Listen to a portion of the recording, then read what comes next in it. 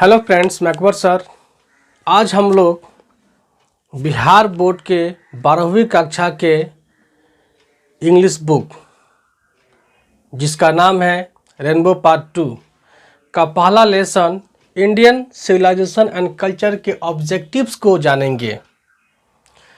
Okay, चलिए।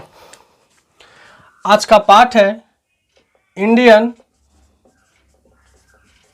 Civilisation and culture, जिसके लेखक हैं महात्मा गांधी। यह अंग्रेजी कक्षा के जो बुक है रेनबो पार्ट 2 उनका पहला लेसन, प्रोज सेक्शन का पहला लेसन है इंडियन सिविलाइजेशन एंड कल्चर,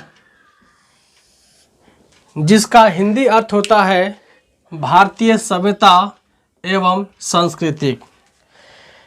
इसके सारे इम्पोर्टेंट ऑब्जेक्टिव टाइप क्वेश्चंस को हम लोग आज जानेंगे। कौन कौन से क्वेश्चंस इस लेसन से हो सकते हैं उन सारे ऑब्जेक्टिव को देखेंगे, और 2021 में जो एग्ज़ाम होने वाला है उसके लिए ये सारे ऑब्जेक्टिव वीवीआई होंगे। पहला question, question number 1। Question number 1, question 1 है simple living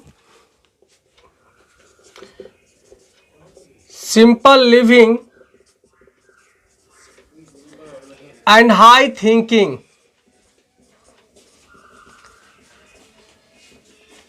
Simple living and high thinking is the base of। यहाँ आपको ब्रैकेट दिया गया है।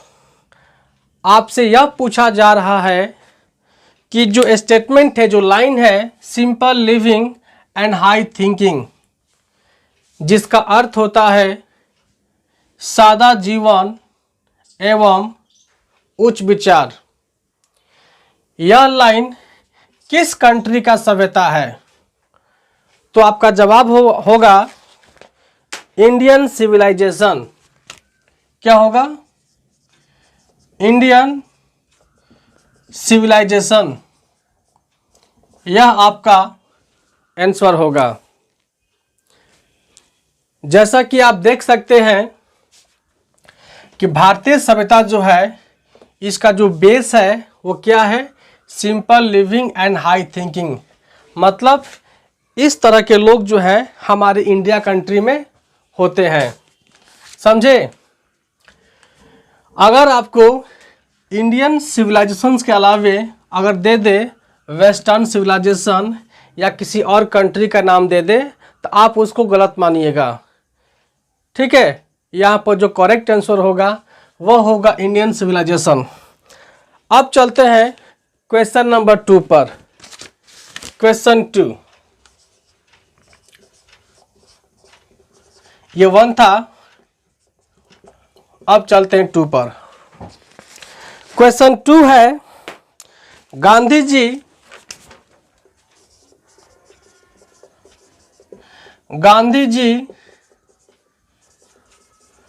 was born in dash. आपको यहाँ बताना होगा। तो जैसा कि हम लोगों ने बुक में पढ़ा था कि गांधी जी का जो जन्म था सन 1869 में इनका हुआ था। कब हुआ था? सन 1869 में इनका जन्म हुआ था। अगर 1869 को छोड़कर अगर कोई दूसरा अगर यहाँ देता है तो आप उस चीज़ को इग्नोर कर देंगे। और ऐसे भी ये सामान्य क्वेश्चन जो हम लोग को पहले से पता है कि गांधी जी का जन्म सन 1869 में गुजरात के पोरबंदर नामक जगह पर इनका जन्म हुआ था। ठीक है, चलते हैं नेक्स्ट क्वेश्चन नंबर 3 पर। क्वेश्चन नंबर हम लोग अब 3 को देखेंगे। क्वेश्चन नंबर 3 में क्या कहता है उस पर ध्यान देंगे। क्वेश्चन 3 है, फेरहोस, थोड़ा सा इसमें दिक्कत होता है प्रोनाउंसिएशन को लेकर के। फेरहोस और rulers of ancient dash dash dash. आपको इसमें बताना है जो फेरहोस नामक जो शासक है, रूलर्स है, या किस प्राचीन कंट्री का शासक है। आपको कंट्री का नाम बताना है, समझे। यह जो है शासक जो है, मतलब किस प्राचीन कंट्री का शासक है, कौन, ये समझे। तो हम लोगों ने बुक में पढ़ा था, उसमें इजिप्ट का नाम दिया था, इजिप्ट का नाम दिया था। इजिप्ट का मतलब होता है मिस्र। क्या होता है, मिस्र, EGYPT, यह होता है मिस्र। मतलब ये जो किंग है प्राचीन मिस्र का शासक थे, बात समझे। अगर इजिप्ट के अलावे रसिया, नेपाल या किसी अन्य कंट्री का नाम देगा तो आप उसको इग्नोर कर दीजिएगा। आपका जो करेक्ट आंसर होगा वो होगा इजिप्ट होगा, ठीक है। Next question number 4। Question number 4 को देखते हैं। क्वेश्चन 4 में बोल रहा है कि डैश डैश डैश, पहले ही दे दिया है bracket, over rulers of Egypt. जैसा कि क्वेश्चन आप देख सकते हैं, क्वेश्चन नंबर 3 से कुछ ये मिलता हुआ है। मतलब यह जो क्वेश्चन है इस क्वेश्चन से मिलता हुआ है। हाँ, थोड़ा सा अंतर ये है कि इसमें पूछा था कि ये जो किंग है किस प्राचीन कंट्री का शासक था, तो हम लोगों ने क्या बोला, इजिप्ट। हमने मिस्र का नाम दिया क्योंकि यहाँ पर कंट्री के बारे में पूछा जा रहा था। और जो नेक्स्ट क्वेश्चन है, क्वेश्चन नंबर 4, इसमें जो है ये पूछ रहा है कि जो मिस्र का जो शासक था वो कौन था, तो हम इनका नाम देंगे। मतलब कहने का अर्थ यह है कि अगर इस क्वेश्चन में कंट्री पूछेगा तो इजिप्ट होगा, अगर राजा पूछेगा तो हम लोग क्या करेंगे, हम इनका नाम दे देंगे। तो आंसर क्या होगा, फेरहोस, PHARAOHS। आपका जो आंसर है कंप्लीट हुआ। क्वेश्चन नंबर अब 5 की बात करते हैं। इस बात को ध्यान दीजिएगा, जितने भी सारे क्वेश्चन बताया जा रहा है ये सब के सब VVI हैं, बात समझे। चलिए क्वेश्चन 5 की बात करते हैं। क्वेश्चन 5 में है, इंडियन सिविलाइजेशन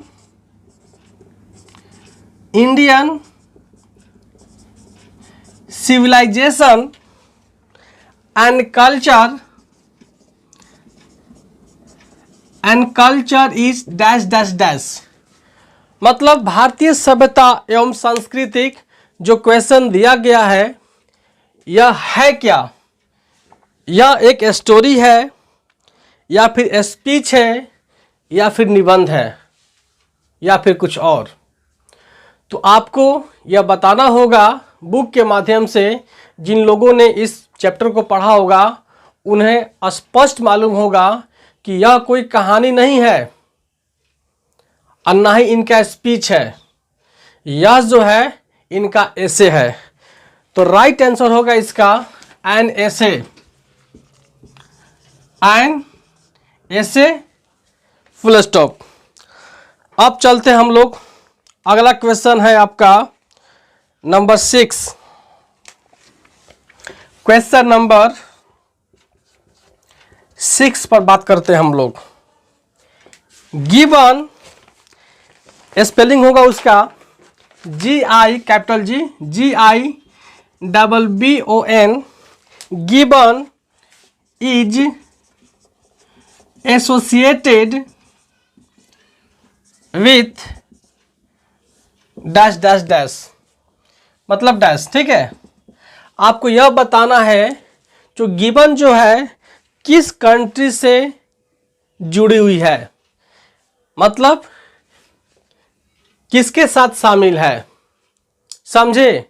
तो सबसे पहले आंसर बताने से पहले हम आप लोगों को बताना चाहेंगे कि गिबन है क्या चीज़, गिबन है क्या चीज़, इस पर हम लोग चर्चा करेंगे। तो गिबन जो है 18वीं शताब्दी का एक अंग्रेजी इतिहासकार हैं, बात समझे। इनका पूरा नाम एडवर्ड गिबन है। क्या नाम है? Edward gibbon. यहाँ लिखते हैं कहीं पर हम लोग, यहाँ पर समझे, एडवर्ड EDWARD गिबन। इनका पूरा नाम है एडवर्ड गिबन, जिनका जन्म हुआ था सन 8 मई 1734 एवं इनकी मृत्यु हुई थी 16 जनवरी 1794 को। लगभग इन्होंने 56 से 57 वर्ष ही इस दुनिया में समय दिए थे। और ये गिबन जो है, इन्होंने रोमन साम्राज्य की प्रसिद्ध पुस्तक जिसका नाम है the decline and fall, the decline and fall को लिखे थे। यानी कि द डिक्लाइन एंड फॉल जो है, इसके ये लेखक थे। कौन? एडवर्ड गिबन, जो इटली से जुड़े हुए हैं। तो यहाँ पर जो राइट आंसर होगा आपका इटली होगा। अगर इटली के अलावे कोई दूसरा ऑप्शन देता है, जैसे रसिया हो गया, ग्रीस हो गया, कुछ भी देगा आपको वगैरह वगैरह, आप उन सबको इग्नोर कर दीजिएगा और राइट आंसर क्या होगा आपका? इटली होगा। बात समझे।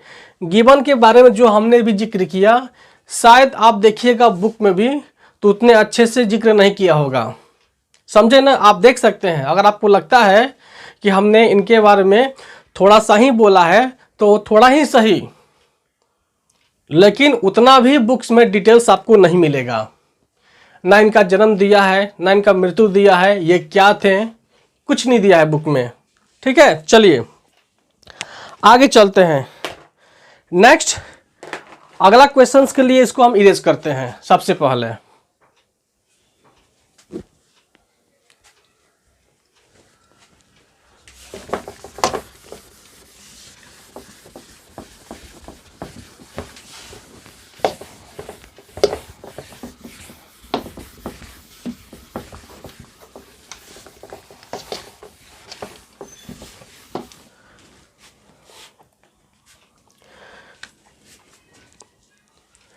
क्वेश्चन नंबर 6 हो गया था ना, चलते हैं 7 पर। 7 क्वेश्चन क्या करता है उसको देखते हैं हम लोग आज। नेक्स्ट है civilisation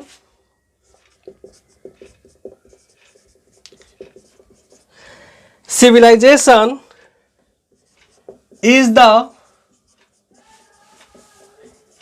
state of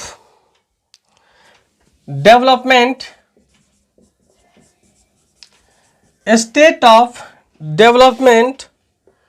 of a dash dash dash।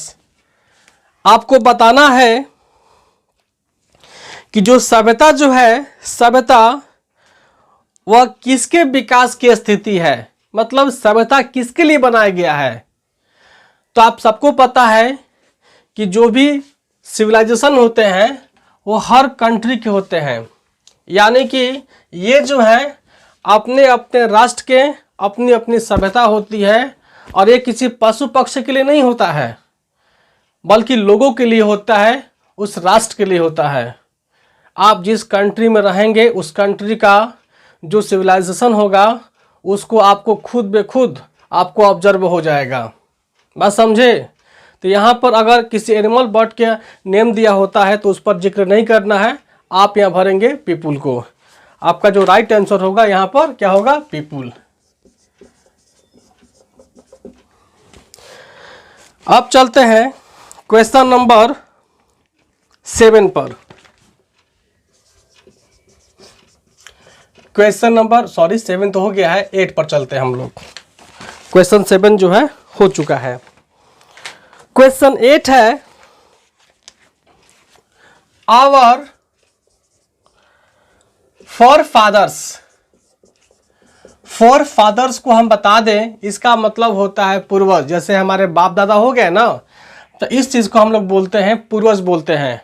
जो पहले के लोग थे आप उसको बोल सकते हैं फॉर फादर्स। कहीं कहीं उसको हम लोग एंशिएंट बोलते हैं, एंशिएंट पीपुल भी बोल सकते हैं। यहाँ पर जो इसका अर्थ होगा, इसका मतलब पूर्वज ही होगा। जो हमारे पहले के लोग थे, हमारे पूर्वज लोग को बोला गया है। Our forefathers did not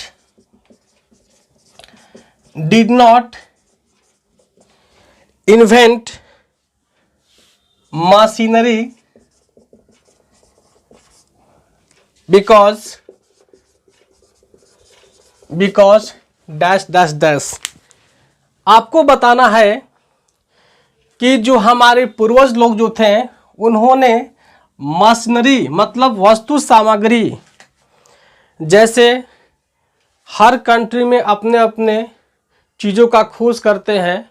हमारे पूर्वज ने क्या किया था, इन चीज़ों का इन्वेंट नहीं किया था, खोज नहीं किया था, क्योंकि उनका मकसद था संस्कृति को आगे बढ़ावा देना। बात समझे? तो जाहिर सी बात है यहाँ पर कि हमारे पूर्वज ने मशीनों का इन्वेंट नहीं किया। इसका मतलब ये नहीं था कि इनके पास एक अच्छा मेमोरी नहीं था, इनके पास व्यवस्था नहीं था, या वे लोग स्मार्ट नहीं थे, या इन लोगों के पास जानकारी नहीं था। बल्कि इनका सोच ये था कि मशीनों का आविष्कार करना कहीं ऐसा ना हो, हम मशीनों का आविष्कार करके हम अपने हाथ पैर को हमेशा के लिए ख़त्म कर दें। ख़त्म का मतलब होता है हम उस पर डिपेंडेंट हो जाएं। तो अपने हाथ पांव को बचाने के लिए इन लोगों ने क्या किया, जो हमारे पूर्वज लोग थे, उन्होंने इस चीज़ पर ध्यान नहीं दिया। बस राइट आंसर होगा कि इन लोगों ने उन चीज़ों पर ध्यान नहीं दिया, कहीं वे लोग लेजी ना हो जाए। बात समझे? जी हाँ, तो राइट आंसर होगा these would have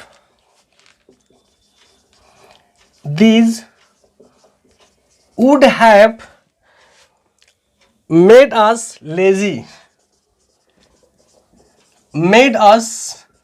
lazy मतलब आलसी। नेक्स्ट, अब हम लोग क्वेश्चन नंबर 9 पर चलेंगे। ध्यान दीजिएगा, क्वेश्चन नंबर 9 पर चलेंगे।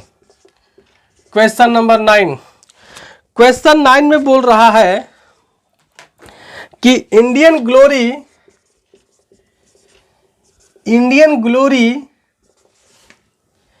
is that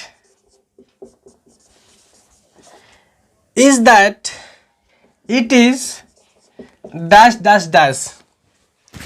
इंडियन ग्लोरी, सबसे पहले मैं इस बात को क्लियर कर दूं, इंडियन ग्लोरी का मतलब होता है भारतीय गरिमा, और कभी कभी इंडियन ग्लोरी को इंडियाज ग्लोरी भी करके दे सकता है। मतलब क्वेश्चन होता है इंडियाज ग्लोरी, यहाँ पर दिया हुआ है इंडियन ग्लोरी, बात वही है। तो कहने का मतलब है, तो भारतीय गरिमा जो है वह इमूवेबल था। इमूवेबल, ये मूवेबल नहीं था, इग्नोरेंट नहीं था, क्योंकि इनकी जो गरिमा है, जो हमारे कंट्री का जो ग्लोरी है, वह इमूवेबल इसलिए है क्योंकि हम लोगों ने दूसरे कंट्रीज़ के जो कंट्री मैन थे उनको एडवाइस को नहीं माने। क्यों नहीं माने भाई? जो हमारा जो कल्चर होगा वह क्या होगा, हम हमेशा के लिए समाप्त हो जाएगा।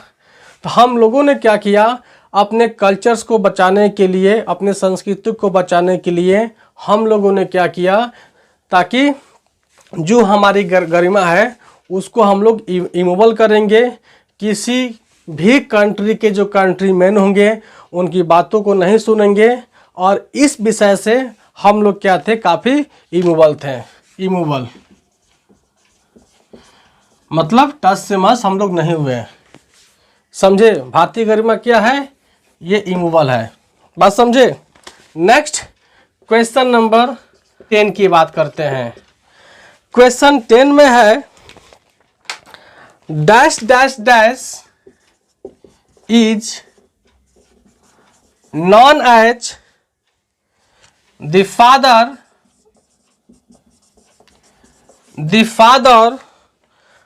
ऑफ द नेशन और बापू। ये बहुत ही आसान क्वेश्चन है। हम लोग 11वीं 12वीं के पहले भी इस चीज़ को पढ़े थे, सुने थे हम लोग। इस क्वेश्चन में कह रहा है कि the father of the nation यानी राष्ट्रपिता या फिर बापू। हमारे कंट्री में राष्ट्रपिता और बापू किन्हें कहा गया है, किनको हम जानते हैं? तो महात्मा गांधी को।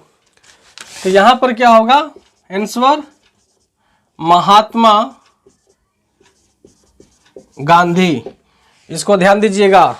महात्मा गांधी जो हैं हमारे देश के एक राष्ट्रपिता भी हैं या फिर उन्हें बापू भी कहा गया है। नेक्स्ट क्वेश्चन नंबर हम बात करते हैं 11 की। क्वेश्चन 11 पर चलते हैं हम लोग। क्वेश्चन 11 है dash dash dash was a spiritual leader then a politician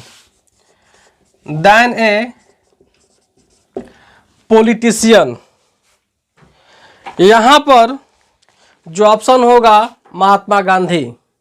यहाँ पर नाम पूछ रहा है स्पिरिचुअल और पॉलिटिशियन के तुलना में ऐसे कौन से महान नेता थे जो पॉलिटिशियन से भी ज़्यादा वह एक स्पिरिचुअल लीडर थे।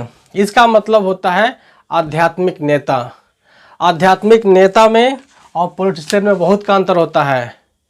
जो पॉलिटिशियन होता है वो अपनी काम के साथ साथ आपकी काम को करेगा, लेकिन जो आध्यात्मिक होता है ना उसका एक अलग नेचर होता है। वो आपके काम को पहले सुनेगा, उसका काम हो या ना हो आपकी काम को पहले सुनेगा। समझे?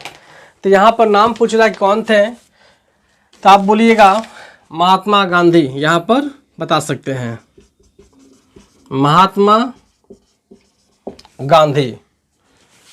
और नेक्स्ट आज का लास्ट क्वेश्चन है क्वेश्चन नंबर 12। अभी इस लेसन में अभी ये आधा ही है। इसके बाद एक बार और लाएंगे हम ये वीडियो, तब जाके ये कंप्लीट हो गया चैप्टर। और एक बात, अगर आप हमारे इस चैनल को लाइक एवं सब्सक्राइब नहीं किए हैं तो प्लीज़ कर लें, क्योंकि ऐसी वीडियो हर चैप्टर का हम लाने वाले हैं। हर चैप्टर का ऐसी वीडियो जो है हम लाने वाले हैं। तो आप ज़रूर से ज़रूर लाइक एवं सब्सक्राइब कीजिए, ताकि आप इस चैनल के ज़रिए आप सारे टॉपिक्स को, जितने भी चैप्टर्स हैं, उनके ऑब्जेक्टिव टाइप क्वेश्चन को आप आसानी से पढ़ एवं समझ सकें। ठीक है, चलिए नेक्स्ट है क्वेश्चन नंबर आपका 12। क्वेश्चन 12 है my experiments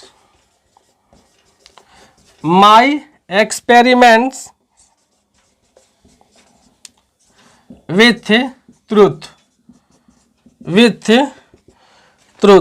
was written by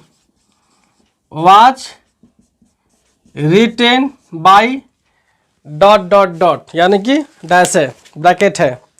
आपको यह बताना है कि my experiment with the truth, ये जो लाइन है, ये वर्क किनके द्वारा लिखा गया है? तो आपका राइट आंसर होगा महात्मा गांधी। आंसर यहां लिखते हैं महात्मा गांधी।